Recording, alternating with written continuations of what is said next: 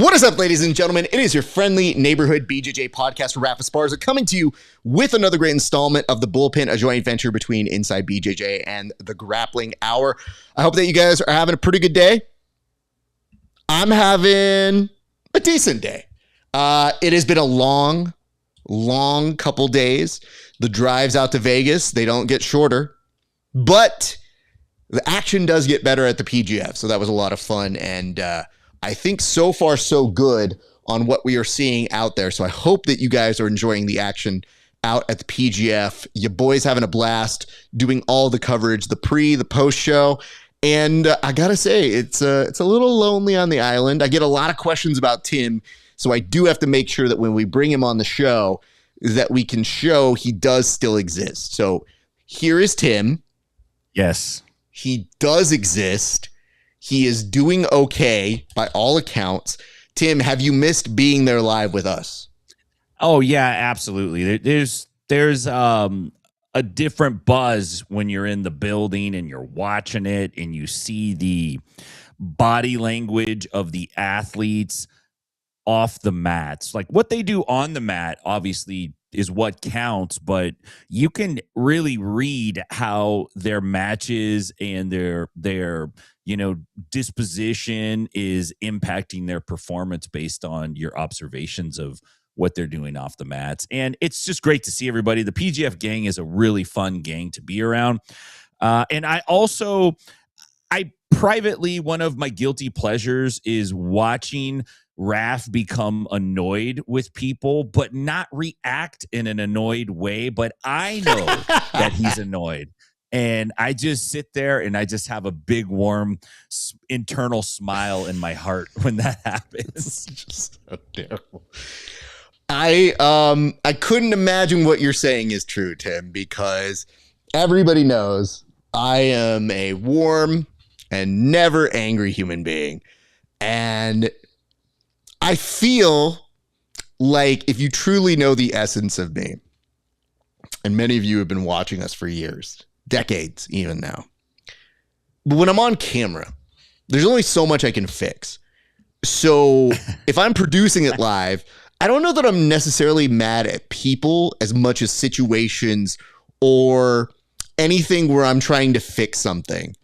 So there is a lot more of that. That might look like I'm mad at the athletes, but occasionally there might be a moment where I go, okay, that is happening. Not ideal, but we'll get through it. Now, I want to point this out. Wallow is contributing $5 to the Tim's Vegas Flight Fund. So nice. Spirit Airlines, here we come. So Tim is on his way shortly. Yeah, that's going to TRT, Wallow. So thank you very much. And Isaac asking, we're all just out here on islands. Well, who knows where he ever is? I just know that yeah. Sometimes Isaac's just like, hey, man, what's going on? I'm in Mexico right now. How? I thought you're producing the show. I'm both, man.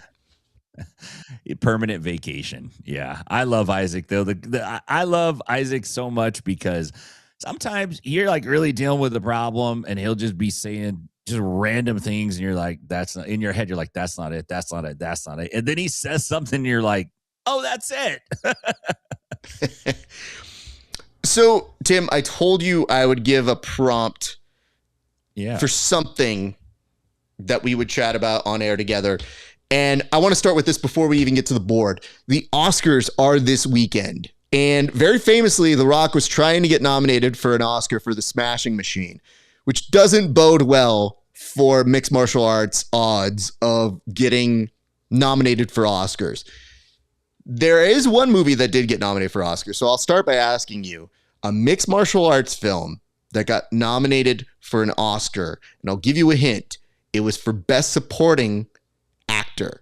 So do you know that offhand? For this 2026? No, in the past. In the past, it was a mixed martial arts film? Mm-hmm. Yeah, he's got it. Okay, look, I know we're a show and we're live, but he's got to give me like a couple of seconds. I can't. I've yet to see a mixed martial arts movie that was good. Like, okay. This is good because this is where we're going here in a second. But I just wanted to kind of see if you had any inkling to what that could be. Here is your hint. No. Okay. It's one of the better movies. It might have just been put in the chat. Someone gave it up already? They did. Come on. It is Warrior? a movie by name of Warrior. Did you ever see that movie? No, absolutely not. First of all, it's actually very good. And the interpolation of mixed martial arts, still early in his integration. Does Kurt Angle hit a power bomb? Yes. Is he playing a Russian character? Sure.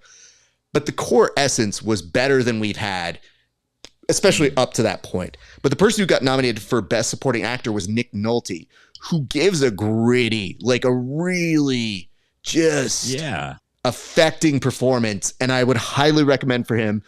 Joel Edgerton, I think, and Tom Hardy are both in it. Phenomenal work in there. So I'm very happy to say that. So my question to you, Tim, is, can you give me a story that could potentially be the basis for an Oscar-nominated movie that has to do with mixed martial arts? The camera is on you. The time begins now. I just gotta come through with it right now. Yes. Just off the top of my head. Yeah, I could give you a story about mixed martial arts that I believe could become an Oscar. Okay. And I'm gonna take my creative liberty with this, so bear with me. This story is about a set of identical twins. One brother is a UFC broadcaster. This is a MMA. This is a fake movie. This is called, like, it's not UFC, it's some other Hollywood version of it. The other brother is very, very jealous, and it turns into a murder for hire with a plot twist in the end. There's a little thing that happens, and we find out that the guy we thought was good wasn't good, and the brother we thought was bad actually was good. And then there's a killer bees swap out at the end, and he slides right in and takes bad brother's place, and everything rolls off in the sunset just fine. That's about the best I could do given the amount of time and prompt that I was given. I think that would be my don't Oscar blame the prompt. How dare you? There. I won't accept any blame for the prompt. The prompt is exactly. I'm gonna blame the prompt. You can blame the prompt, but you know who didn't blame the prompt? The Rock, who tried everything in his power to get an Oscar nomination and might have been next out, might have been top 10, but found out the hard way. Like, shit, I took no pay for a movie and didn't get nominated for an Oscar. What the fuck is this? I'll go make Fast and Furious 29 and make my money back. So, do you want me to off the cuff this and tell you what I think could be an Oscar-nominated film? All right. So, here is my general thought. I'm a longtime Oscar viewer. I know the ins and outs, the tropes. I'm usually pretty good at picking. I'll usually get about 3/4 of the field right. So, my batting average is usually like 18 out of 23. Not bad. So with that in mind, I'm coming to you guys from a place of expertise as a longtime Oscar viewer. What kind of films do they like? Here is a surefire way to get nominated with some artistic liberties. You tell the story of you tell the story of Craig Jones and Gordon Ryan. Now, part 1 is going to be them meeting and taking steroids together, but we're going to steal elements of heated rivalry, and now they're gay. And really, it's not that far off. So as they fall in love, they realize at one point that everybody in their life is inconsequential, but there can only be one true GOAT. Now, as they start to fall in and out of love, lots of repercussions to everybody around them. Part 2, this is where time travel comes into play. And I think you're wondering, why does time travel happen? It has to take place in some part in World War II. Don't ask why. Oscars love World War II so much. They will nominate just about anything that happens there.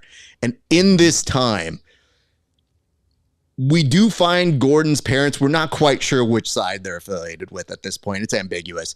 But Craig steals Gordon's stack.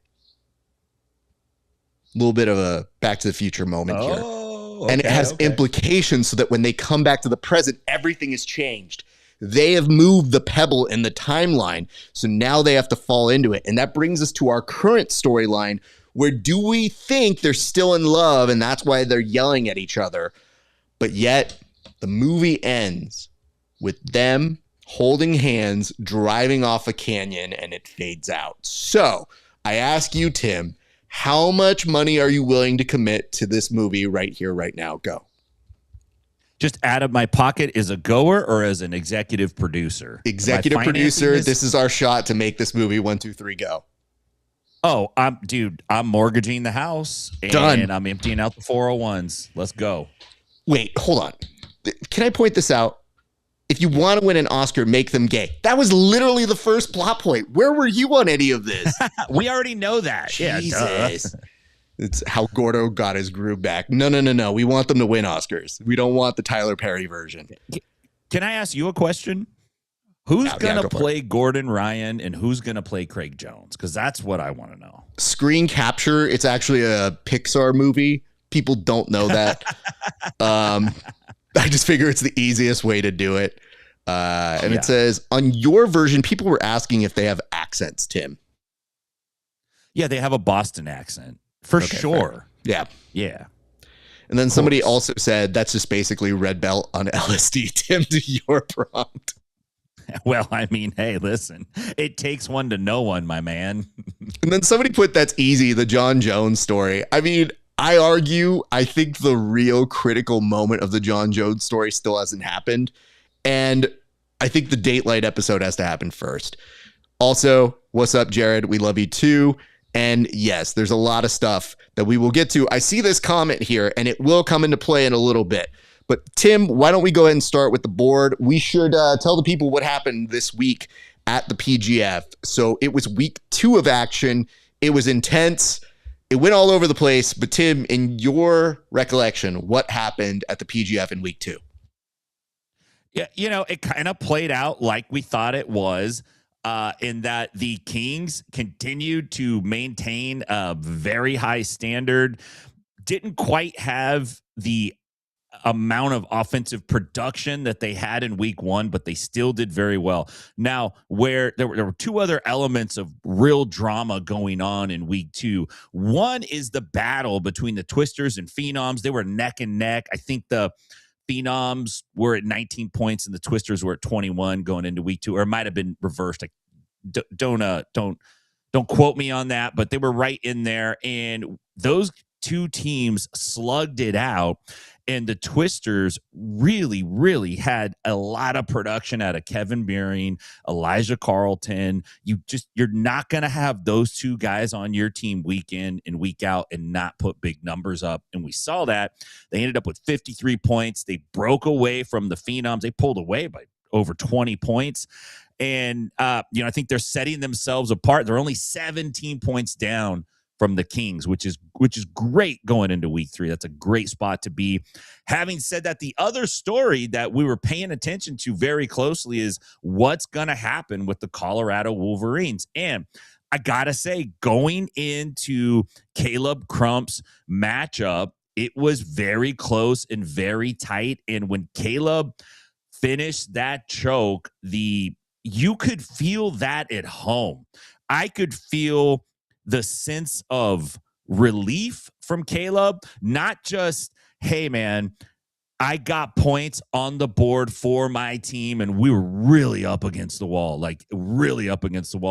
but also he gets on the mic and in a refreshing act of just being authentic and humble said, hey, man, this is my first sub at the PGF. Like, this is my first one.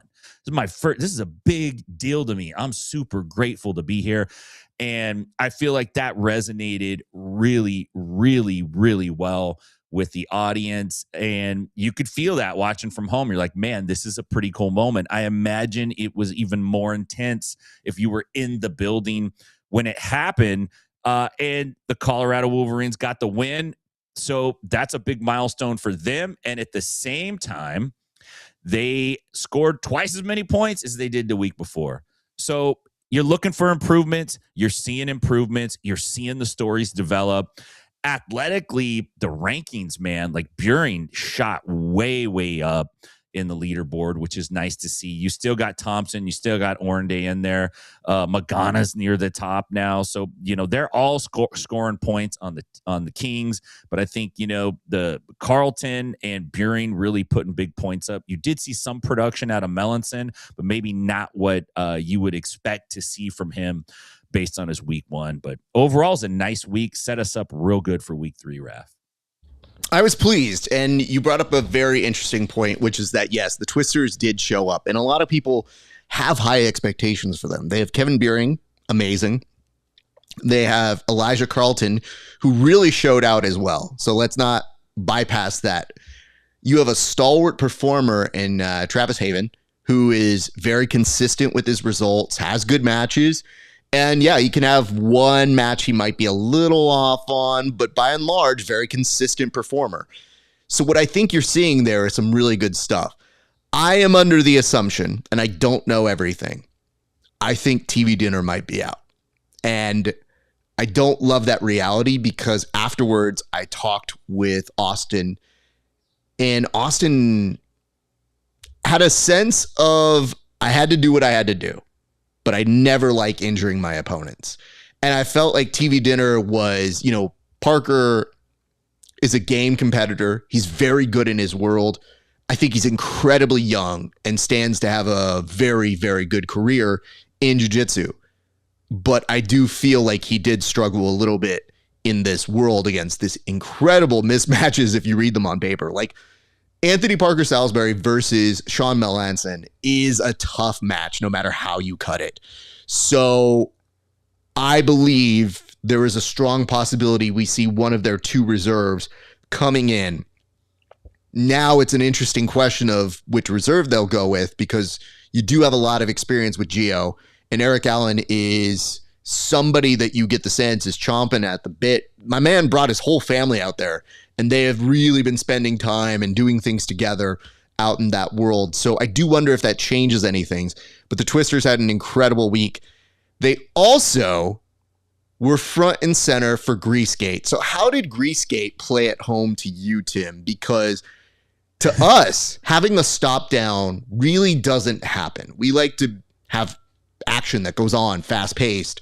That is what the PGF is all about. So to have a halt and then remind people the amazing benefits of Once Upon a Coconut for 5 minutes at a time meant we did have a little bit of a stop down. So for that reason alone, it was confusing to me, but how did it play at home? The broadcast team did a pretty good job. You could tell something was going on and they weren't quite caught up to speed immediately on it. It was like they didn't have the info, like what actually is going on. And, they were talking about it a little bit. And then the commissioner's like, I'm going to go get up and check this out. It's like, uh-oh. That's like when you're making noise in the other room and you're a kid and your dad's like, hey, what are you doing? And you're just like, you don't respond and you're still making noise. And your dad goes, all right, I'm getting up. And you're like, oh no, he's gonna solve it real quick. So BMAC goes to check it out. Look, I was hoping there was some greasing going on. I love controversy. I love drama. I think it's freaking fantastic. And this could be some gamesmanship for sure, right? Certainly there's probably some gamesmanship going on. And if you are the opposing coach and you catch wind that there's any kind of ointment, cream, lotion, oil, anything, man, you got to call it out. You got to make a big deal about it because you got to set the tone to the other team that they're not going to get away with anything, that you're watching everything because this is competition and you're wanting to win. Having said that, it turned out, they were pretty quick on the broadcast to come back and go, hey, it was some kind of topical, muscle cream or something like that. And they were trying to wash it off. And that was the big deal. Can it be washed off? Well, what is it? Like, of course it can be washed off. Like, what is this, some kind of like radioactive material that they've put on this guy? They made it kind of a big stink about that. And I'm like, he can't go to the bathroom and wash his forearm off or whatever. Like, I think he's all right. Overall, though, it kind of just, it played out to be nothing. But I do like that the PGF just like goes like, hey, we're going to go with this. They send the cameras over. They start talking about it. And when you're at home, like, I wasn't paying attention at first, but, as they started like, hey, we're going to get into this, then I did stop what I was doing and I started watching it. So overall, I thought it played reasonably well. Okay. So I have done my due diligence here because I didn't know exactly what biofreeze would do. That was the alleged substance that was mentioned at one point. So when somebody said, hey, do you think biofreeze could be a problem? My initial reaction was, I'm not smart enough to know that. I mean, sometimes it seems logical. You put something on your leg, it could make you slip more. But also, I don't know shit. So I try to research it. So what I did was, instead of actually doing real research, I asked ChatGPT about it. So there you go. It does say grease factor. Most topical creams become incredibly slippery once you start sweating. If you apply it to your knees or elbows, you might find it harder to maintain certain guards or finishes like a triangle choke because your own limbs are sliding out of place. Now, irritation to training partners. If you're rolling in a gi, which we don't, the cream usually stays on you. In no gi, however, the menthol is actually going to end up in your partner's eyes or nose. This is generally considered mat foul territory and can make you a very unpopular person to roll with. So in that regard, the fact that the twisters were saying that something did happen, maybe if it smells like menthol, you might have some issues with it. If it's getting on your body, they go everywhere. It's hard to exactly say what the claim and the contention was. So I guess I could kind of see that argument, but by and large, I didn't know the exact extent to which it would give a full advantage to, especially when Jared, the person that they were alleging, was not winning those matches. So perhaps it was more of a call to say we need to be paying more attention to those people. But to me, it was a very confusing time. And I want to point something out. If we are going to throw challenges, we need to have a referee stoppage, just like they do in football. It says, claim has come out. This person has said this. We're going to go look into it. Instead, we went more secretive than the government talking about aliens. And legitimately, they're like, we don't know. And when they went to the twisters, now granted, I do think it's a good idea to have Elijah not say anything. I could agree to that part. But when they were like, what do you guys think about that? And Alex had no idea. She just went up to them and was trying to make conversation. Her instincts were right on the money. But when she went up to them and said, what do you guys think about this? And they went tight-lipped. It was like, brother, this is television. You have to tell us what you're claiming. Because if you don't tell us, it's like throwing out a challenge flag in football. And then when they ask, like, why'd you do that? I'd be like, I don't know. Maybe. We'll see. You find out later. It's like, you can't do that shit. Just tell us what the fuck it is. And in our particular world, greasing has such major allegations, it is almost questioning the integrity of the persons or the team doing it. So I want to get into that world, and I'll bring up this. I feel now we are at a place with the PGF where things are getting a lot more personal and the tension is higher. What does that mean? I think we are now at a place where these teams are starting to form brand identities. And before you know it, we're getting what we want in the world of jiu-jitsu, where it's like other sports and other leagues where you might say something like, oh, you're a Raiders fan, and it has a certain connotation to it. So we are getting what we want. But along the way, with those rivalries, it's going to get really tense where you're going to see moments like this and interplays between some of the different teams that play on television and carry on into the outside world. So in that respect, I did want to make sure that we were covering this from both the television angle, the at-home angle, and the in-person angle. And I can tell you, just from a TV perspective, I really do hope that in the future, we're just a little bit more clear about what the accusations are. I think BMAC going to go handle it is a necessity.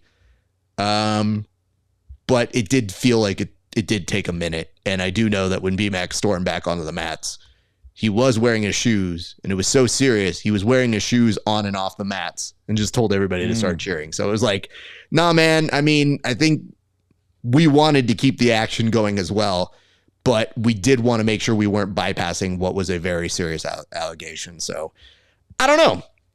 A lot of shit happening out there. So it does see that. And it says, week 3 is cry week, isn't it? Oh no, don't want to do that. Somebody else put this up here, and I did want to come back to this because there's just so much happening in this world that it is hard to stay on top of every single comment.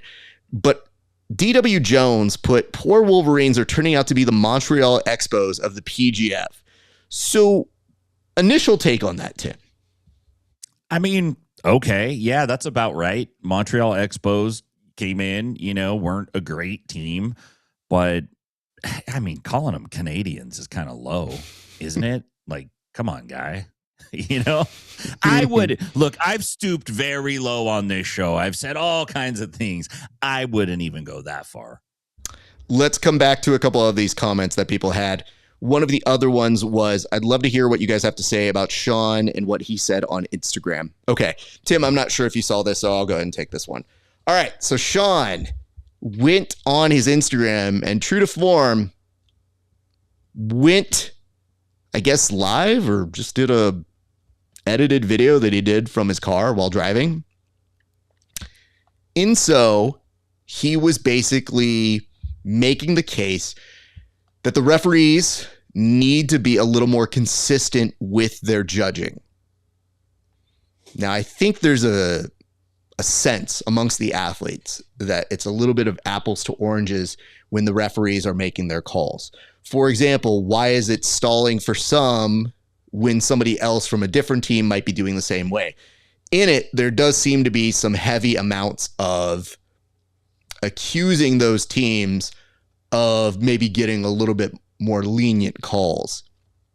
It's difficult. When you have referees that are human, you will have human error. So there is going to always be a possibility of it.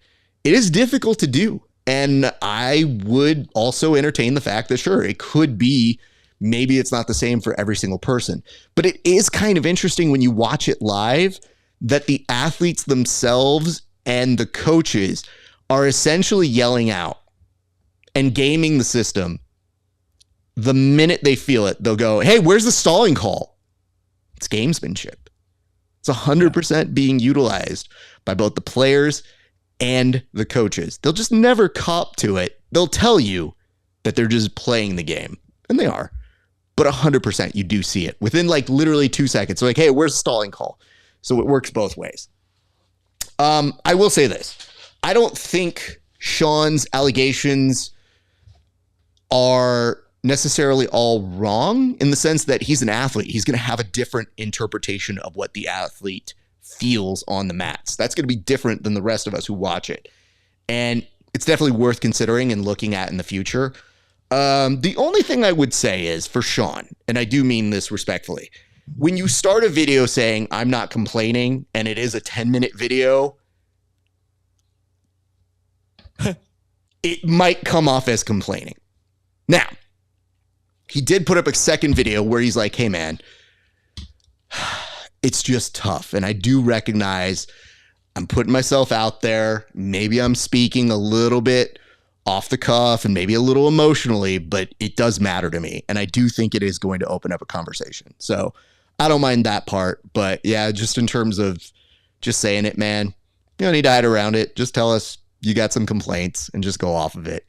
Because I think by and large, he is appreciating the experience, but I do think he has a style that he is finding somewhat frustrating where it's like, hey man, I can give you highlights if you let me be me.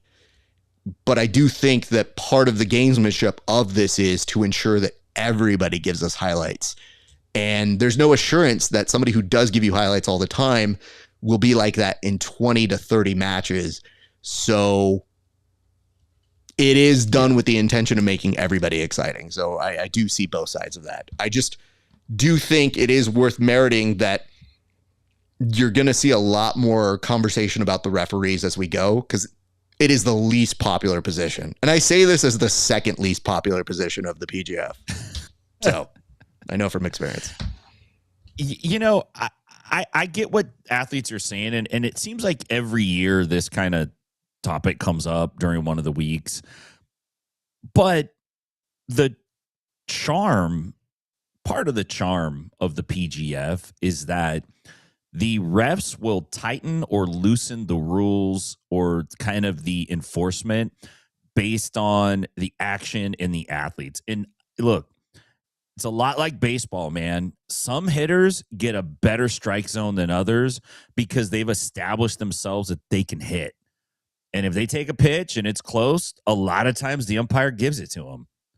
Gives them the benefit of the doubt. And you kind of do see that in this sense. If you're a grappler and you're always hanging out on the outside, you're not engaging, you're just kind of engaging, you're going to get put on the shot clock. But if you don't grapple that way, if you're often mixing it up all over the place, playing the game, if you take a few steps back and you dance around, they don't consider that the same as a guy that's always on the outside for whatever reason, right? And maybe that's just part of the human thing, but that's part of understanding when you go into the PGF, you kind of have to understand this is how this game is played, especially if it's your first season. They're not going to give you a bunch of leeway. It's not going to happen. Here's the note that we got, and I'm not quite sure who this is from, so you can tell me your name in this one, but it says, before next season, they need to address clearly to the teams when you can / what you can and cannot challenge something in a match. Yeah. Sure. I mean, they do host rules meetings. Maybe there's just so much to cover. It does get lost in the long-term thing. Yeah. The athletes don't listen. I've been to the rules meetings. Look, dude, they need a rules test after the rules meeting. They need to be like, okay, now we're going to pass out a Scantron. And if you don't get this, you don't pass this with a 70%, you don't get to compete this week. Like, because they're just checked out, man. A lot of them are. They are, dude. You know it is. So here's the other thing that they put up. They said, well, it's that and the money bags. And yes, that was the second part of Sean's allegations, or at least, I don't even know if I want to call them allegations, but claims. Let's go with that. Sean seemed to be suggesting that somebody like Chewy might be doing the same submission over and over again, and he's getting money bags. Well, that's an easier conversation to have, which is money bags are subjective. So that's just based on the preference of them. And it does seem that at one point he was told, hey, I was going to throw a money bag at you, but you came off too cocky. And I don't think he liked that. I think that would bug me if I was an athlete too. But I think a secret sauce of the money bags is how much are you inciting the audience? So it's not just getting the submission, but it's like getting people riled up, getting them to cheer for you. And I think Sean's personality isn't necessarily playing more to the crowd. It's just like, hey, I gave you a submission. Wasn't that cool? Let's appreciate that for what it is. But if you watch it, look at every twister that has gotten a money bag. It's a good submission. And then it's the team coming out and yelling out money bags. And I swear to you, Tim, it is nothing funnier to me because I'm right where the curtain is, where the athletes are warming up. And they literally pop their head out like they're Muppets. And they go, money bag, and then pop right back out. Money bag! And literally that's what they're doing. So I do feel like it might be on your team and your fellow compatriots to help make the argument that you should be getting more, because if you're not going to advocate for yourself, it's got to be a sense that it is getting the crowd hype. And maybe they're bringing the crowd. Maybe Chewy's bringing more people than other people are there to see, or whatever that is. But that crowd goes nuts every time he wins. And to his credit, every one of his matches has been pretty exciting for that reason to watch. So, yeah, I do think it's very difficult to have a certain kind of conversation, but I think you'd be hard pressed to say that Sean isn't providing action and that he won't get money bags. I think that is going to come. It's just, I think there is a slight frustration with that. And it says, this is what it is. Chewy is consistent and why we want that money back. Sean is good, but hasn't stood out yet like the others. I don't even know if that's true either, because Sean has given us good moments. It's just Chewy's got a charisma and a storyline that people are getting behind. And it's very difficult to tell you sometimes why people might prefer this versus that. So I don't even know if I want to say that it's because Sean isn't producing great results. Some of his submissions have been fantastic. So I think, again, it's very difficult, but it says, I think Sean is an incredible athlete and competitor, but he's not terribly likable. Well, I don't think that's even a fair thing to say. Like how we haven't even, I really enjoyed your post week 1 interview with him. I thought he was great. And he's in a tricky spot, you know, but part of the challenge is this. Look, when you see a guy like Sean step onto the mat, you expect him to crush the guy he's standing across. Like, it doesn't surprise you. Like, yeah, he brutalized the guy. When you see Chewy, you're like, this is like the kind of dude I grew up with and hung out with. You know what I mean? Like, so when he does something awesome, you're like, yeah, bro, yes. And whether that's right or wrong, it's just part of the game. I don't know what to tell you. Like, and you shouldn't be worried, honestly. If you're focused on not getting money bags, then your head's in the wrong place. It's not about getting money bags. It's about winning. I do think that it is what we are talking about with tensions getting higher. Like, it is very similar to what you see in other sports, where an athlete might be killing it, might be putting up numbers and wondering why they're not getting the love of another person. That is professional sports in a nutshell. And I think the smart thing that Sean did was go on to speak directly to his people to say, like, this is what I'm feeling. And whether it resonates or not, it's going to get a discussion going. And I wouldn't be surprised if Sean ends up with a money bag in this next week if he does something fairly interesting. But it is a lot of it him leveraging his network to say, like, hey, look at what I'm feeling. Do you feel the same way? And I think you're right. I think that Sean came off as likable in my interview. I think he's interpersonally super professional. We've had nothing but good interactions. I really do feel like really what the audience is saying is, I haven't found a reason to connect with this personality yet on TV. But if you look at it, he's engaged over 200,000 people. And I think it's because his personality gets shown a little bit more over time on his Instagram, where he can have a sense of humor in, like, messing around with his athletes and doing sillier submissions that are kind of like funny. Whereas, you know, a lot of the times when you're on PGF, the times that people connect with you is if you cut a good soundbite afterwards, or if you have a dope submission, but you got that little extra thing that you're like playing to the audience or getting them riled up. So there is this. And thank you to the Dream. I think this is a very accurate statement. It's like, if you get to interact with him, I think you'll find he's been pretty nice and pretty cool. So I don't really want to entertain, like, I think that dude's just not cool. He's not. It's like, well, you don't know. But all the by and large, guys don't like him because he's buff and he's yoked. Yeah, bro. I mean, jiu-jitsu works for everybody, including buff guys. So take a number, man. All right, Tim. I think we were going to go over, isn't that sort of the definition of likability? You know what? Maybe your criteria for likability might be a little obtuse if that's how we're cutting that definition. I would just tell you this. Sports presents different personalities and stories. You can align with whatever resonates with you. And if it doesn't resonate with you, that doesn't necessarily mean that they're not good people or they're not interesting. It's just, hey, man, that's not my thing. And I think that's the beautiful thing of Chewy's whole thing is just like, dude, we're getting caught up in this. And there's a real moment when we watch these events with Chewy where we go, can this guy win it? Like, I'm not saying he's more talented than anybody else, but sometimes you can just watch somebody at a table at Vegas and say, that dude's on a heater. And right now he is 5 matches, wins, and that is a good streak to be in. So there is that. And it says, in viewers' defense, we only know what we know, right? If you're looking for reasons not to like him, sometimes you will find them. But I will tell you, I think we have to admit he's a very strong player. And if he doesn't resonate with you, and maybe you got the same note that they were giving him, which he seems cocky, that's on you. I'm just letting you know, I usually hold it to the interactions that I have with them on person. I might feel a certain way, but once you meet them in person, it'd be different if Sean said some jokes about me and was like, yo, you're fat, man, get out of here. I'd be like, man, that dude's kind of a dick. It wasn't like that. Dang. So hard to say. Hey, listen, Raf, you and I both know.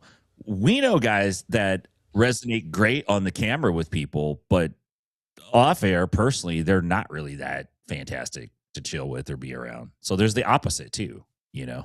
Yeah. And don't get me wrong, we're still going to roast people accordingly. Like I said, I think the real key is nothing is funnier than a dude who's like, I'm not complaining, but scroll 10 minutes. That is complaining. So we do see both sides here. It's just, hey man, he put up a second post today being like, all right, maybe I was going a little too more in. Like, I think he got feedback and maybe thought about it some more, but part of this process that you see that's raw and all the behind the scenes stuff is you're seeing their initial reactions as they go. You're literally seeing them in real time. And we're best when we have time in between things to clean up our character or to have more clarity or perspective. So I think that's part of the reason why we like the sport and we like the behind the scenes stuff, is because we want to be like, ooh, how is he feeling when that happened? Show me the footage. Ooh, he lost. I want to see that behind the scenes. Yeah, go follow him. See what he says. Like, that's really what we're looking at. All right, I think you guys have talked about that enough. Let's move to our second topic here. Hey, did you guys know that the UFC, BJJ had an event yesterday? Well, they did. And did I watch all of it? No. Did Tim? No. But we do know what happened. So, Tim, can you give us a small inkling of what happened yesterday at UFC BJJ 6? Yes, we saw the return of UFC BJJ 6. Claudia Gadella took a break from her shift supervisor job at Mickey D's, and they ran the event. Like, hey, look, she started it. She did it. She did it. She made a meme. It's on her. It's on her, man. UFC BJJ 6. There were some big names on the card. It was the return of Mason Fowler. He had his light heavyweight title on the line, and it was also the title match for the bantamweight title between Cassia Mora and Fiona Davies. We also had Nikki Rod and Elder Cruz had their rematch on the card. We saw the debut of Zhao Miao against Formiga, which was a decent match. Look, overall, the card looked good on paper, but it did not play well. Unfortunately for the UFC, there were lots of decisions. There were a couple split decisions. Anna Rodriguez, Jasmine Rocha had a split decision that was contested. In the same with Cassia Mora and Fiona Davies. That was a split decision. The only match really the armbar match, of course, is straight away when Makeem got the armbar over Marco Mendez, but everything else was just one draw over the one split decision or decision over the next. And Nikki Rod and Elder Cruz, they fight to a draw. And look, we know that submission grappling's not MMA. Okay. So in MMA, you're taking hard damage. Like, it's compiling. So you can't really have an overtime round in mixed martial arts. It's just like, dude, it's just not going to work. Like, you can't add something on to what they've trained for. But in grappling, you can. And I just don't look. I would rather see, okay, first one to score or first one to do something, EBI overtime, do something, because to have a big name like Nikki Rod show up at UFC BJJ 6 and then, have a match that works out to a draw, it's just not satisfying. There's no gratification. It's one of those reels you watch where somebody's like vacuuming a bunch of stuff off, and it's like you're getting this you can't wait till they finish it, and they're like, they're on the last strip, and then the reel just repeats again, and you're like, no. That's what UFC BJJ 6 was. Dude, it was a burger with no beef and all lettuce. It's just decisions and draws, man. Like, not a great look for the UFC. Well, thank you for that, Tim. Can I just tell you a slight frustration I had? Well, it might be a couple. I might have a couple here. Okay, listen. This is really nothing to do with UFC BJJ, but I think it is inherently the same struggle everybody else in their life has. I get home, traveling from Vegas, a little tired. I still want to support, and I want to see what happened. Spend some time with my family, enjoy my time, see my dogs, hang out with my wife, take a walk. And I say, let me catch the video replay of UFC BJJ. Tim, how many matches were on the card yesterday? I think the main card had like 6 or 7. I don't know if there was an undercard. Let's just say there was 8. Okay? Okay. Let's just say I'm rounding up to 8. The runtime of that event was 3 hours and 30 minutes for 8 matches.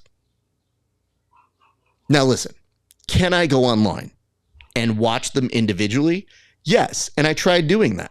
And I found a curious thing when I was doing that. It looks like UFC BJJ is now its own YouTube page. They don't have it aligned with the UFC, which is where they did all those big numbers. So now it is standing on its own. And as it stands on its own, those numbers aren't quite as big as the other things. So I feel like it's an interesting time when people are talking about contracts and making the case for UFC BJJ being the prime and all destination. The UFC has all these advantages, but now I think they're literally saying like, hey, we want to see how this thing does on its own. And yesterday, it does look like the brand itself from the English telecast was somewhere in the 150K region. It's good numbers. Yeah. But it's got a huge advantage with the UFC machine pumped behind it. You would think those numbers might be a little higher. So we're in a little bit of a growing pains sort of thing. We're in the process of trying to figure out what is the real appeal and draw of this. And if we are only getting kind of so-so matches, it's a tough world to be in. So I think we are really finding out as the UFC stars have led the charge on why this is a better destination. Kind of want to see it. Didn't feel like it yesterday. And I'm going to present one other theory, and you guys tell me what you want. The commentary. Now listen, I know that this could seem small, or that it might seem like, yeah, as RAF, he's a commentator, he's making some opinions about this. He would love that job. I would take that job in a heartbeat. But the current version of it is not working. It is rough.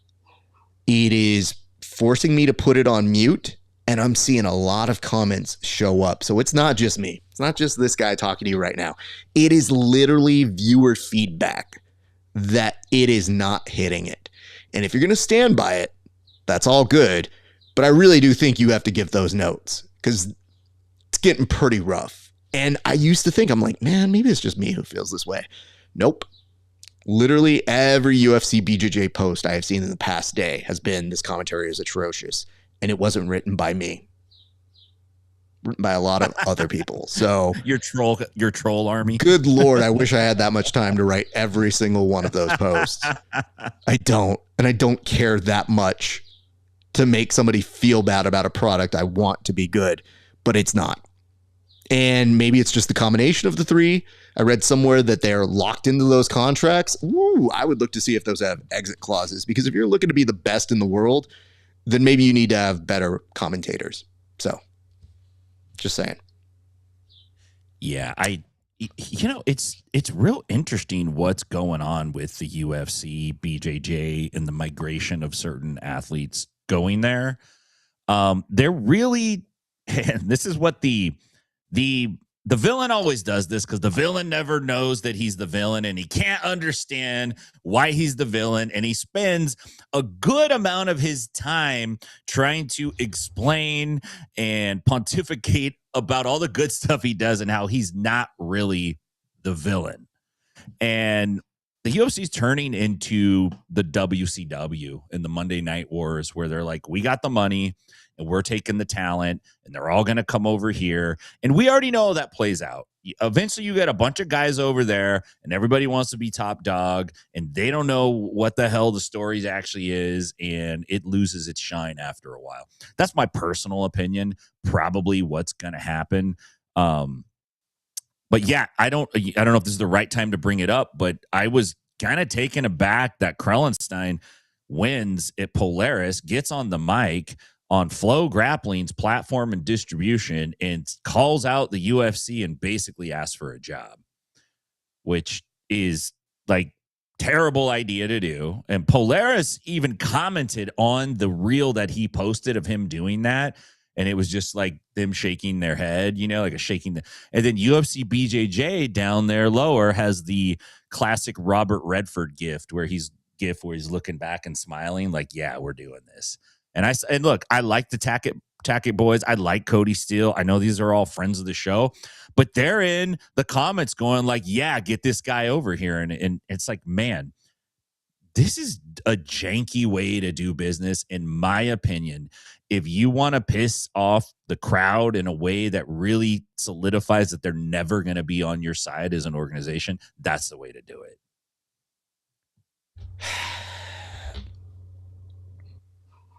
I get it. Commentary is sometimes a,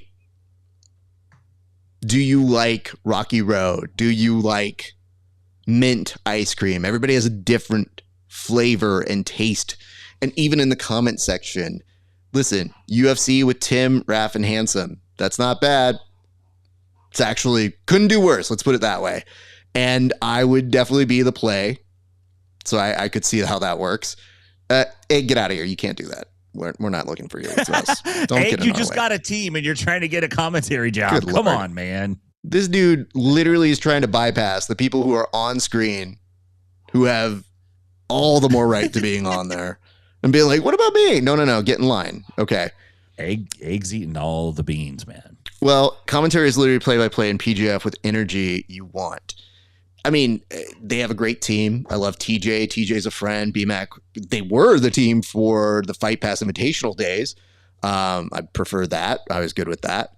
But yeah, I get it. I guess what I'm saying in this particular regard is it is a choice, but it is not going very well, in my opinion. It is probably the weakest element because the slick production is very nice. I do like that element of it. Yeah. And I do get that the UFC programs can go 3-4 hours, all good.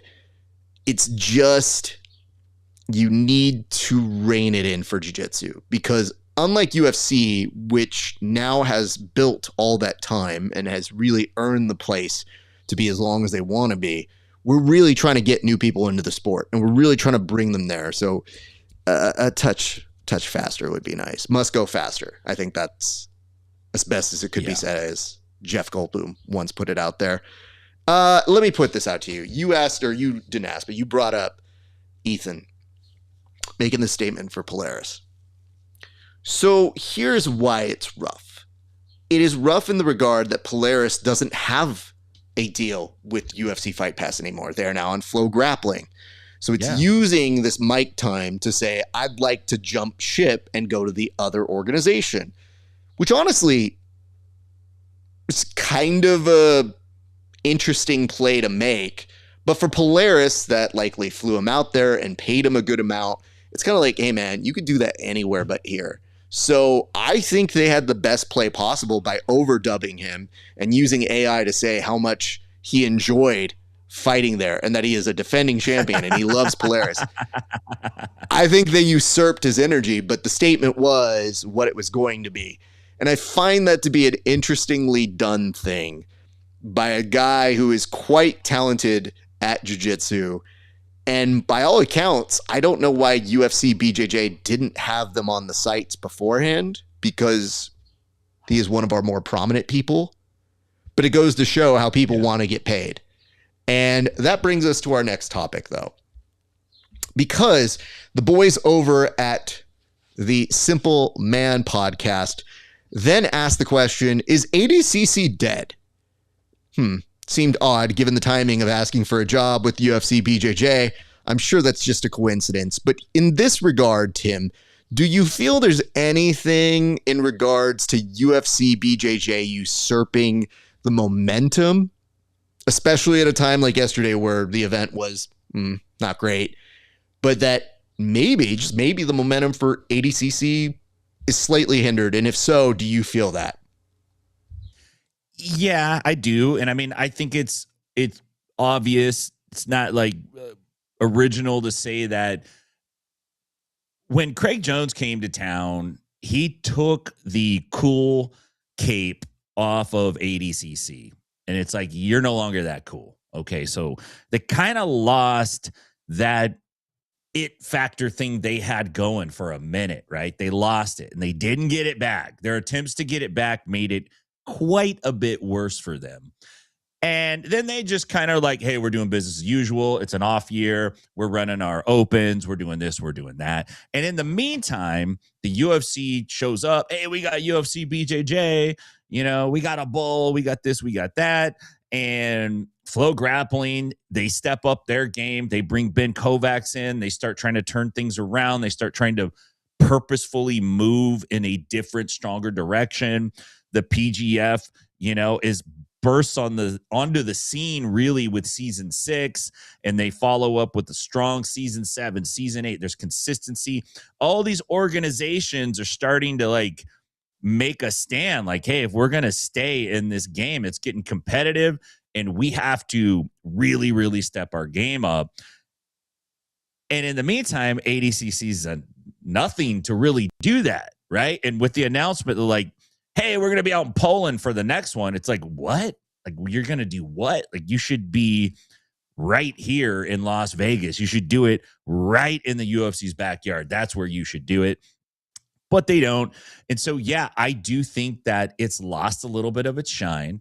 It's lost some of its relevancy and the appeal that the athletes used to have. It was like, I want to get an ADCC. I just don't think it's that strong anymore. There's a lot of options. It's not that big of a deal. Yes, I would love to win ADCC, of course, but for the top guys, I don't think it's the destination anymore. It's just a spot, and that's not good for ADCC. You know, that's not good for them at all as an organization. It'd be interesting. They're not transparent. Like, the ADC is a black box. They just come out with decisions. They're made. We don't really understand exactly how the organization works, exactly where the financing comes from, like what their actual plans are. You just don't know any of it. So it's kind of hard to really like get connected to it and pull for it. So it doesn't surprise me that it's kind of taken a hit. All right, let's go down their contentions one by one. I'll go ahead and take this from here. All right.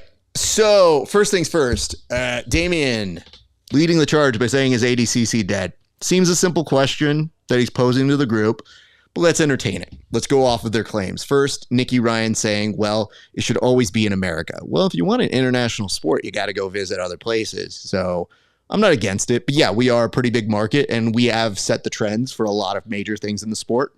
Sure. It's a shame we don't have any other ADCC branded things here to ever. Oh, wait, that's right. All the opens. So, yeah, you're still creating a presence here. 2, I think they just want to get paid. The biggest criticism about ADCC is that they do not get paid in a fair way that maybe other organizations are starting to do. Third contention. They're saying, well, it's gone downhill since Mo left. The same problems exist since Mo was there the last time. So it's not necessarily Mo fixed everything. I think Mo probably had a relationship with the athlete. So I think they're just trying to be like, yeah, man, it's different. It's like, it's not really that different. It's the same show. In fact, that is what they're known for. You like it? Same thing. Rinse and repeat. And they made improvements. So let's look at this from a perspective. If you're an athlete, you're trying to make the argument that, yes, there's going to be better money elsewhere. So why go to ADCC and spend your time there? Well, tell that to the probably thousands of individuals who are just like, hey man, here's my time to shine. It's got the same regal stance that I want that everybody else has. And that's where they're going to go. It has history and precedence, and it has made major stars. Having said that, now that there's more opportunities, this is all part of the game. But to pronounce it as being dead, no, too early. There's too many people in jiu-jitsu who will take matches for literally nothing and who want to chase the greatness that those guys have themselves achieved in that world. So I just think they're just trying to say that to get more interest in their own particular brand, to say like, hey, let's go to UFC BJJ and make some money. And if you're Nicky Rod, it wasn't a very long contract. Allegedly, it was a one and done with UFC BJJ. And maybe after yesterday's match, the marketability will always be there for Nicky Rod. But do you feel like you want to do another contract that's going to be a long-term one or a short-term one? So yeah, I think these guys are trying to get the best bang for their buck, and God bless them. I hope they get every cent that they are worth. But that conversation on their show, interestingly timed with Ethan going on Polaris and pulling WCW is the worst. I'm jumping ship to the WWF. Like, we have seen this play out. It was intriguing. It gets a short pop. It might result in Ethan getting a UFC BJJ contract. But my hope is we just get better matches and we see Ethan lay waste to people, because the talent was there. It just feels like, why wouldn't UFC BJJ have picked that guy out? And it should be said, Andrew Tackett, Wagner Ochoa does not excite me. I think Wagner is a dog. I think he seems up for the task. Nobody else? Nobody. And their big issue that I think they're alleging or saying, I don't know, I turned the commentary off.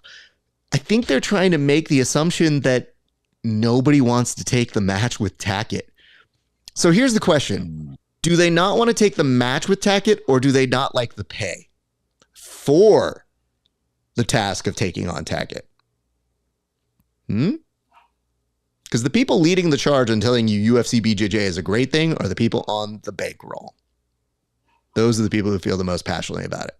Yeah. I've yet to see people in the comment section who are just fans really taking up Steed. I think they're just kind of saying like, yeah, maybe they have a point, but they're not the ones in the comment section arguing for the favor of UFC BJJ. Not yet. And that could change. Everything here is fluid. But for right now, I would challenge you to say this. I really do feel like Tackett is a hard match, but I think you could go to ADCC Open and ask, hey, who wants a shot at Tackett? And everyone in that division would raise their hand. Even if they knew they could beat him or not, they'd say, I want that smoke. So I think that is the process now for the UFC BJJ, is figuring out a better funnel system of who's going to come through their ranks and try to take on these megastars, because it is a tall task, but there's no shortage of people who want that smoke. Just my thoughts. Yeah, I think you're right. And it is odd. It makes sense for them. They're like, hey, we got Wagner under contract already. And hey, you know what? Andy, just take this match. You know, I like Wagner. Like, you know, I like watching him compete. I like watching Tackett compete. But you're right.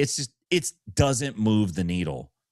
When I read that, I read, oh, they're just mailing it in, you know? It says, I'm loving UFC BJJ, but your points are sound. Thank you. And again, we want it to succeed.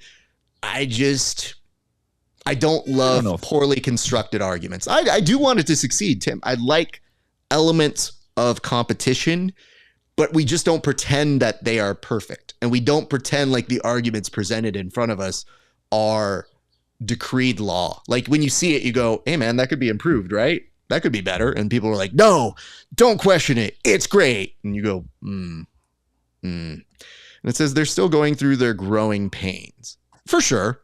But they have a lot of advantages that most other organizations do not.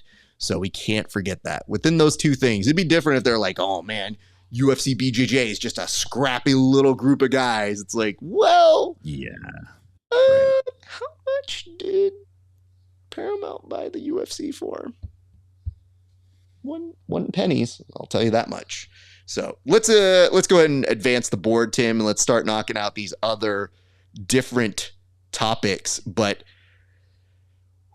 okay, we're going from one topic to another. Okay, it was announced this week, yes, that Gordon put up a cryptic post saying that Tom DeBlass apparently passed away. He didn't, thank God.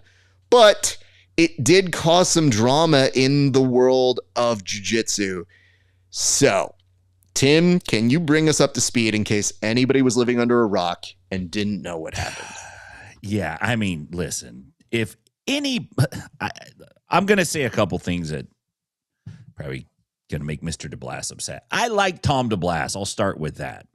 Having said that, he is the biggest humble bragger I have ever seen on the internet. And here's why. He tells this whole thing about how, like, oh, I had this long flight. I was passed out sleeping. My phone was off. And Gordon started this joke. And, we're crazy guys. We like to joke. And, and I woke up to hundreds and hundreds of messages of concern and what's going on. And I'm like, dude, this is all a ruse just to say that all these people were concerned about you because they thought something happened to you. You have to have less than one brain cell to look at that news bite when it first came out and go like, oh yeah, Tom DeBlass, he must be dead. Gordon put RIP. It's like, dude, I knew immediately, like, this is the lamest clickbait bull crap I've ever seen in the jiu-jitsu world. Like, there's a lot of things you could do for publicity. There's lots of things you could just look. The kid, they just run up to people and slap them in the face and have their friend record it. They could have did that. No, they went back to the classic. He died. He done died. Let's all say nice stuff about him. Oh, it's all out. Hey, surprise everybody, I'm alive again. I don't know, man. It's Tom DeBlass. Like, I don't know if he's crazy. Like, if he's just truly a crazy person. Like, he wakes up and he shakes the magic 8 ball, and that magic 8 ball doesn't have like answers to different it just has different personalities, and whichever one comes up that day, he's like, I'm that Tom DeBlass today. Like, I'm Jesus DeBlass. I'm Main Streets DeBlass. I was dead for a while and I resurrected DeBlass. I'm Hair Plugs DeBlass. I'm freaking you don't know me DeBlass. Like, he's a great guy, highly entertaining, but I did not buy it. And I also did not buy his kind of like low-key denouncement of it. Like, this was funny 10 years ago, but the world is different now, and you can't, Gordon didn't, and I don't, it's like, dude, get out of here. Like, just get off of BJJ Eastern Europe for 1 week. Can we have a 1 week moratorium on Tom DeBlass? Whatever it is, we need not a DeBlass max out. We need a DeBlass min out. We need to go dark on DeBlass for a minute. Although I do like him, but this is ridiculous. Okay, just a few quick thoughts on this one. Listen, this is tough because Gordon, we have to go off of what he says. It's just, it doesn't seem to ring true. So Gordon was making the allegation that somebody took his phone for one post, but yet he had control of it for everything else. Anything's possible, just doesn't look super likely. Then Tom puts up background to the story saying like, hey man, years ago I told him it'd be really hilarious. Or I told him, yeah, if you ever announced that I died, the internet would explode. But it's a different time now. It's like, not really. Honestly, saying you would have died 10 years ago, also conventionally not cool. But I think what's changed is now you have millions of followers. Now you have a lot more people who follow your every move. And because Tom carves out this great space as somebody who is very inspirational and motivational to some people, and a savage to other people, and a fighter to other people, and sometimes it's a combination of all those things, that, yeah, there are going to be people who are very connected to him and say, damn, bro, I can't believe that happened. Are you okay? Okay, nobody should ever be seemed to worry friends and family in that way. So Tom saying that one day he would post, or Gordon saying he would one day post that Tom died. Who is that joke for? Because it's not with us. And it did seem that Trish, Gordon's mom, did confirm that you guys don't know. They just got a sense of humor. That's just their way of telling jokes. Well, it's like, well, the fallout you're receiving from it is the result of telling a shitty joke. So if it's something that makes you guys laugh, totally cool. But that's not how it was relayed. Gordon had to use a very shitty cop-out, which is my phone got hacked, but didn't hack him to seem smarter. And then Tom putting out and saying like, yeah, here's the background of the story. We one time said, wouldn't it be crazy if we did it? And I guess it just happened. Who knew? Yeah. Yikes. Anyways, I'm alive and I'm well. And man, that's crazy, but can't believe that happened. I'm so angry right now. Let's just listen. A few things. Just takeaways, lessons for audience. One, don't put stock in anything they say. You don't have to. Literally, my first thought when I saw it go up was they're like, Gordon posts cryptic message about Tom DeBlas dying. I go, he didn't. That's it. Just literally skepticism. No, I don't believe that. Just some weird shit that happened. I'll find out when everybody posts. Yeah, sure, he's going to be on a flight. Okay, people were looking up the flight information. Thank God. God bless you, sleuths. But I'm just telling you, perhaps don't rush to always having an immediate reaction when you can. We're all guilty of this. And 3, perhaps our parasocial relationship with athletes could be toned down. Because, yeah, just, you know what I'm saying? Like if you got that caught up in it without an official statement or a newspaper, just consider your source. Look at everything that Gordon posts and then say to yourself, you were going off the word of that guy. Okay. I think you have yourselves to blame too. So there be that. Hey, we got $2 for fake funeral flowers. Oh, fuck. This is a lucrative business. What the fuck was I talking about? Tim died 2 weeks ago. This is just a hologram now. So, wow. Yep. We're going to run with that too.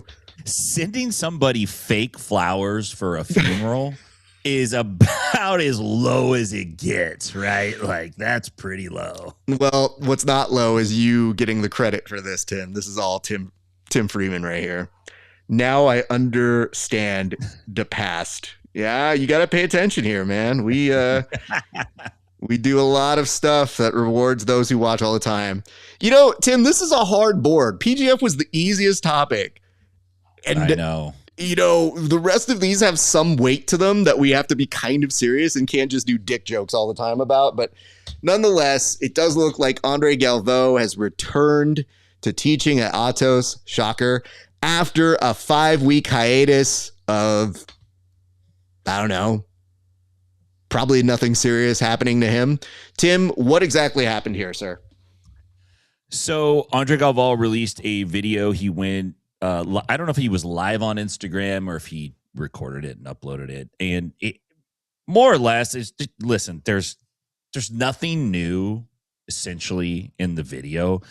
He just states that, you know, Atos is something he built more or less, right? And that it's part of who he is and that he's going to be back in the gym teaching every day. And he put an open call, and I didn't take it as aggressive, although I guess it could be construed that way. He said, hey, if you want to know about it, if you have questions, I'm here every day and I'm open to talking to anybody who comes in. So whether that's good or bad, I don't know. I just don't know what's happening with this. It was such a hot topic for, you know, a week and a half, and then it's kind of just been mum's the word. And I guess, you know, maybe that's how the process plays out. If there's some legal involvement or not, I have no idea. But, you know, it's just, I hate to take a side either way because it's such a serious thing. And I don't want to make my judgment based on what I see on an Instagram reel. But I will say this, everything I see, I just kind of shake my head and go like, nah, I wouldn't have did that. Like, it's probably not the best thing, not the best approach. But it's a tough one, man. I've known Andre Galvao in the past. I was closer to him on a professional level. I've talked to him a lot of times. I've interviewed him a lot of times. I've been to his class before. I've seen him in person and all that kind of stuff. And it's just, dude, I don't know what's happening with it. I would like to know. I would like people to stop sending out messages on Instagram and just freaking be real about it, because the video really didn't tell us anything. Basically, Raf, I said all that to say I didn't learn anything else besides he's reinstated himself and he'll be at Atos Jiu-Jitsu 6 days a week. So good on you, dude. Like, why make a video? Just go back to work. To do it. It is very interesting when somebody puts up a video of them where they go, I've been thinking a lot about what people have been saying. Anyway, I'm back. So nothing's changed. Gonna go around business as usual. And I think the thing that wasn't clear is, are you now once again the head of the organization? Because when you were out, your daughter was put as the head of the organization. So that did inspire a ton of confidence in terms of you guys taking it seriously. If anything, it just looks a little more suspect of, I'm going to lay low for a few weeks. And I thought it might be months. Like, maybe we don't hear from him for a while. Nah, they were like, he's back. It's been 5 weeks. Isn't that long enough? Hasn't he suffered enough? And it just begs the question, why did all of those other people leave? Because it seemed at the time, and it could be wrong. Again, we really do have to caution this story, which is we don't know a lot. We only know the allegations that have stepped forward. But the allegations did seem to suggest that it was more than just 1 or 2 or 3 parties. So when Atos tells you we're taking this seriously, doesn't look like it.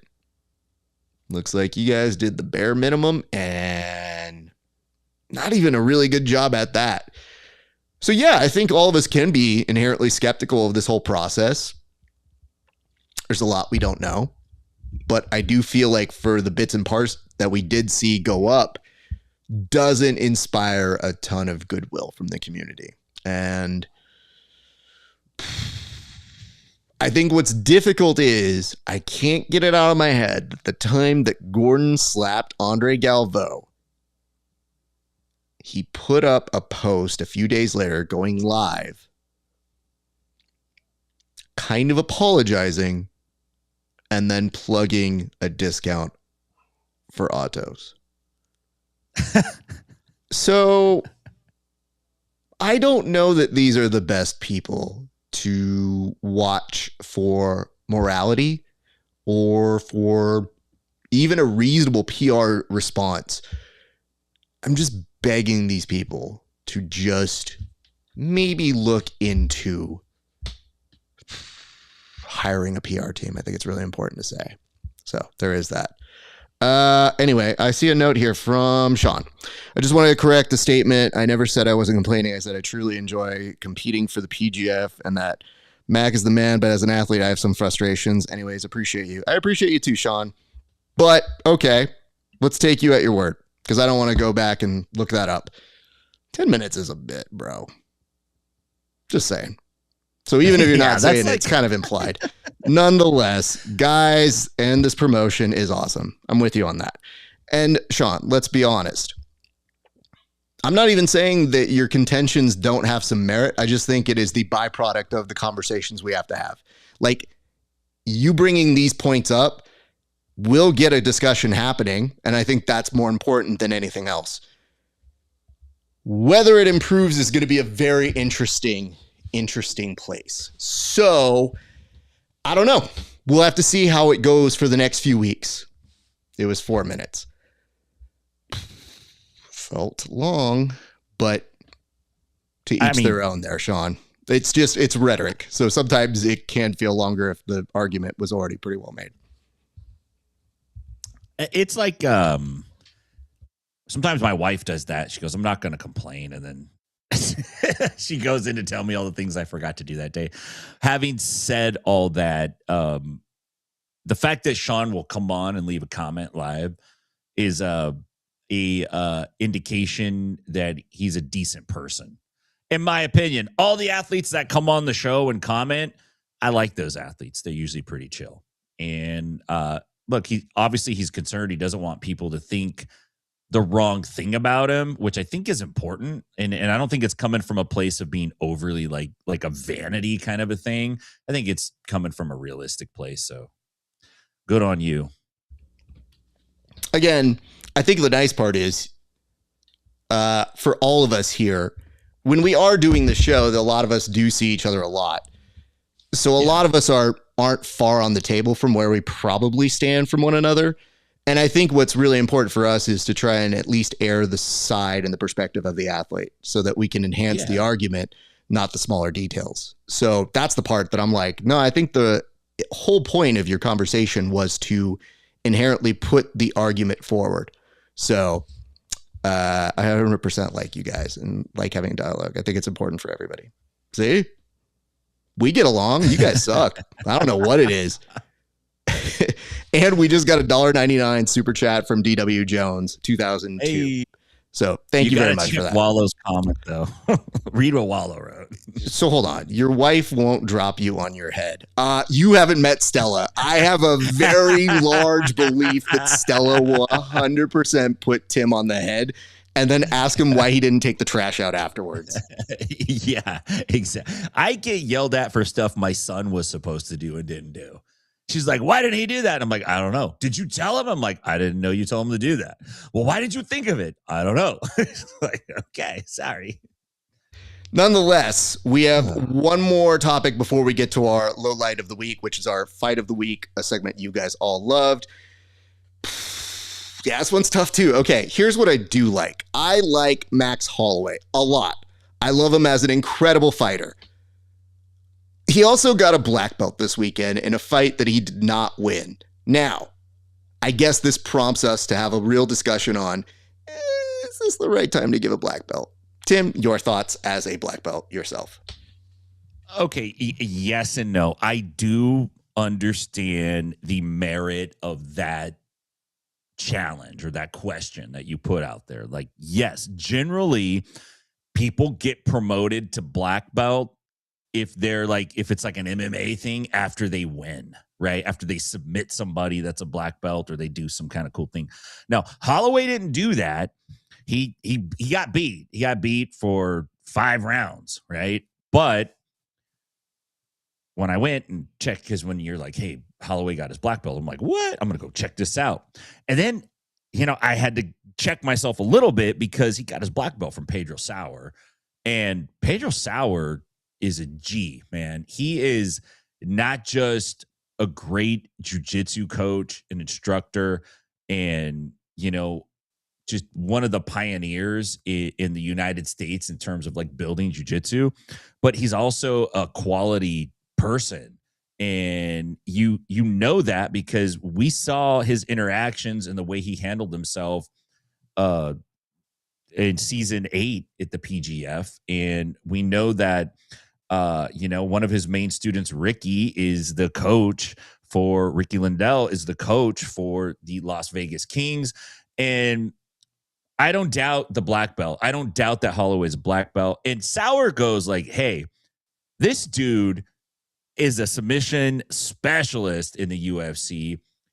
And he could not submit Max Holloway. Max Holloway's defense was so good that he couldn't get him, and he got the black belt on that. Was kind of like the driving thing that Pedro Sauer at least credited to it. So good on Max. I get what you're saying. If it was some other dude who gave it to him, I probably would feel a different way. But I can't go against Pedro Sauer. I just can't do it. I'm afraid. I'm afraid to do it. Hey, listen. I don't want the jiu-jitsu gods or the Gracies or anybody else coming after me, man. Listen, I guess the weird part here is, all right, so the benefit is if Pedro Sauer gives you a black belt, all right, we're going to take you at your word. It did feel weird, though, that we are celebrating a certain style of jiu-jitsu as worthy for black belt contention. Now, this is an interesting point. This is what Psycho Joe says. Pedro must have decided he was going to give him the belt before the fight even happened. Now, see, that I believe. Now, allow me to take that one step further. Tim's already a black belt. I'm not. I want to tell you why this is good business for your boy RAF ESPARZA.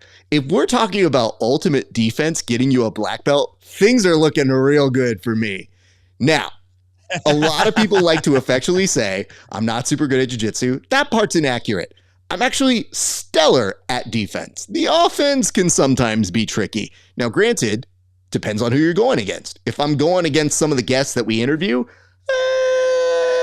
not super great. But to a civilian, yeah, I can wreck a few of them. I'm all right. But what I am pretty good at, and I get compliments all the time, is a guard known as the RAF guard. Some people call it coffin guards, which is just basically just chilling and doing this. For some, not a problem. Other people, I guess they get really mad at it. I don't think it's exciting television. That's why I don't air it. But to each their own. The fact that it exists, and it is hard for some people to submit me, I think I could be a black belt in like a week if this is the case. So I'm feeling A+. Max Holloway, right there with you, buddy. Granted, Chucky Olive's much harder than most of the people I roll with, but I didn't hate it for that reason. Do I think it's the right time? There are other fights we could have done it for, but I guess that was the most prominent amount of jiu-jitsu at one time for Max Holloway. I just felt like it was a kind of not super fun fight to watch. And I know some of you guys were disappointed, but I want to bring up a real important part. The fact that you would ever give credence to a belt called the BMF belt, if you were mad at that fight, that's your fault because you guys love the BMF. And for me, I think it's a stupid fight. Intercontinental championships hold more weight than the BMF belt. The BMF belt is literally like we need a belt to put on next week because all of our champions are too busy. So we need some reason for people to feel more excited. It is a narrative belt. And to me, I think it's a ridiculous added bonus that we have to indulge. So when you guys were like, that fight's boring, it's not honoring the BMF title. It's made up. It's stupid. So why are you disappointed? Because it's just an excuse. Oh man, they did the BMF dirty. They should retire that belt. They should have retired it after part 1. So yeah, there you have it. It says, Holloway may not headline again, and Pedro is getting old, and he should probably get the publicity of doing it around the UFC. It's not like he did it in the cage, right? Yeah, okay. That part I can kind of go with. It's just, I guess what I'm saying here, Tim, is the people probably aren't far off on how we're feeling on this one. It says Pedro probably knows how much having a fight means to Max. It's a good way to promote Max and his academy at the same time. Sure. And then somebody else put up this, and it says, I remember Caltera sharing a story about getting his black belt after losing a competition. As a black belt myself, I have to assume that Pedro knew that this was what his student needed to show him to promote him. I'm not going to argue against Cal or Pedro. The weird part is it's not even arguing against them. It's just saying like it just is oddly timed. But it says Tito Santana put respect on the IC title. Well, that's the real comment. That's the one we should be paying attention to. All right, Tim, I think it's time for us to get to this week's low light highlight of the week. Tell me a little bit about this week's fight of the week, sir. This one takes place in what is not there are trailer parks where the houses can be moved, but they generally don't have wheels on them. They're like kind of sedentary. You got to like jack them up and move them. And then there's RV parks where the RVs have wheels, and there's like the cool ones that are just a bunch of old people traveling and they're in and out. Then there's the other ones that are like, you know, in Central California, let's say, and people basically live there. This is a fight in an RV park. It's a quick scuffle. It's a 2-on-1, and it features a husband and wife tandem going after a very, very young, maybe this looks like it could be like a teenage Joe Dirt, maybe, or maybe like a cousin of Joe Dirt, somewhere around there. There's a invisible turnbuckle slam that I've never seen before, and it was quite nice. And there's some pro wrestling. There's two major pro wrestling moves in this fight: invisible turnbuckle and a very nice. I'll leave it up to you to spot the last one, but I'm sure you'll catch it. It's a quick. You got to pay attention. It's only like 17 seconds. It's a beautiful fight. Well, I'm excited for this one. Let's go over to the other board.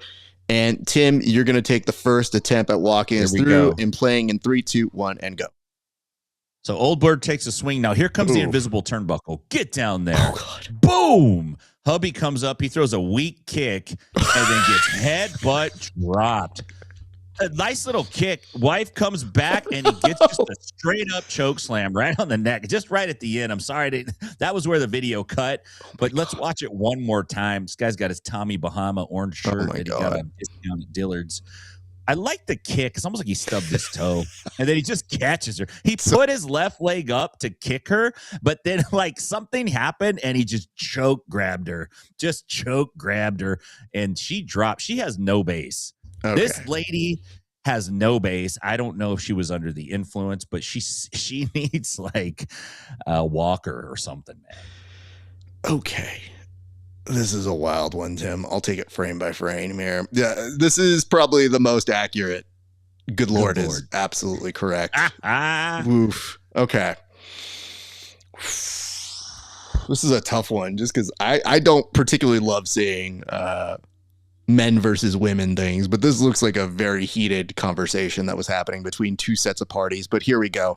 All right. She starts off swinging, doesn't connect. So she initiates the action here. Then she does get kind of just tossed down by the hair, which I don't love. Okay.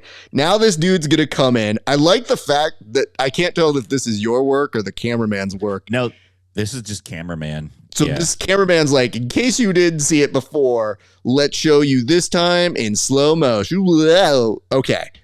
So this dude says, hey, man, you're not going to come around and do that to her.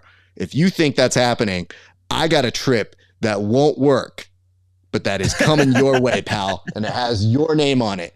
And when he goes to do it, man, does he miss the note, because I thought it was a full-on headbutt, and it is.